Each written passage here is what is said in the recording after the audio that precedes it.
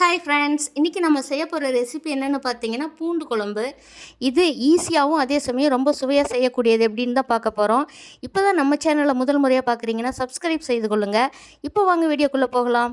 பூண்டு குழம்பு செய்கிறதுக்கு 2 ஸ்பூன் எண்ணெய் விட்டு எண்ணெய் காஞ்சதும் கடுகு போட்டு இந்த கடுகு பொரிஞ்சதுமே நான் ஒரு 20லேருந்து 25 பல் பூண்டு எடுத்திருக்கேன். இது நான் சின்ன பூண்டு எடுத்திருக்கேன், அதனால் நான் கட் பண்ணல.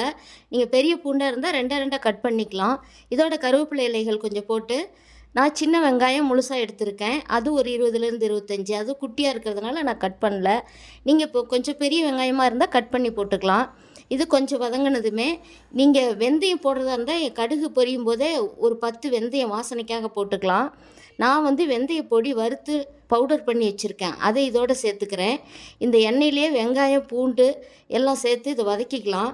ஒரு 2 நிமிஷம் வதக்கிட்டு வெங்காயம் பூண்டெல்லாம் 2 நிமிஷம் நல்லா வதங்கி வந்துருச்சு. இப்போ நான் ஒரு தக்காளி கட் பண்ணி வச்சுருக்கேன். இந்த தக்காளி இதோடு சேர்த்து இந்த தக்காளி நல்லா மசிய வேகிற அளவுக்கு இந்த வெங்காயம் பூண்டோடு இந்த தக்காளியை சேர்த்து வதக்கி விட்டுக்கலாம். தக்காளி நல்லா வதங்கிடுச்சு. இப்போ இதுக்கு கொஞ்சமாக மஞ்சள் தூள் சேர்த்துட்டு 2 ஸ்பூன் குழம்பு மிளகாத்தூள், 1 ஸ்பூன் மல்லித்தூள் சேர்த்து இதை கலந்து விட்டுக்கலாம். இதை கலந்து விடும்போது நம்ம ஸ்டவ்வை லோ ஃப்ளேமில் வச்சுக்கணும். இல்லை அப்படின்னா நமக்கு இந்த மிளகாத்தூள் போட்டது கலர் மாறிடும். இதை நல்லா கலந்து விட்டுட்டு கல்லுப்பு கொஞ்சமாக சேர்த்துட்டு நான் இதுக்கு குட்டியாக ஒரு நெல்லிக்காய் அளவு புளி எடுத்து அதை கரைச்சி வடிகட்டி வச்சுருக்கேன். இது கொஞ்சமாக தண்ணி ஊற்றி தான் வடிகட்டி வச்சுருக்கேன், ரொம்ப தண்ணி ஊற்றக்கூடாது. குழம்பு நமக்கு அதிகமாக இருந்தால் நமக்கு டேஸ்ட் அவ்வளோ கிடைக்காது.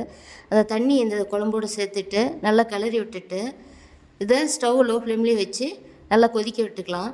இதுக்கு குழம்பு மிளகாத்தூள் மல்லித்தூள் மட்டும் நான் சேர்த்துருக்கேன். எனக்கு காரம் இதுவே போதுமானதாக இருந்ததுனால நான் இது மட்டும் போட்டுட்டேன். உங்களுக்கு காரம் கொஞ்சம் அதிகம் வேணும்னா தனி மிளகாத்தூள் கொஞ்சம் சேர்த்துக்கலாம். இப்போ ஸ்டவ் லோ ஃப்ளேம்லேயே வச்சு குழம்பு நல்லா கொதிக்கட்டும். இந்த புளியோட பச்சை வாசனை போகிற அளவுக்கு கொதிக்கணும். இது இந்த மாதிரி வச்சு பூண்டு குழம்பு எடுத்து வச்சுக்கிட்டோமா நம்ம 2 நாளைக்கு கூட வச்சுக்கலாம். சாப்பாடு மட்டும் சூடாக வச்சுக்கிட்டோமா அந்த சாப்பாட்டுக்கு இதை சேர்த்துக்கலாம். ரொம்பவே சுவையாக இருக்கும். ரொம்பவே சிம்பிளாக அதே சமயம் சுவையாக இருக்கக்கூடிய பூண்டு குழம்பு ரெடி பண்ணியாச்சு.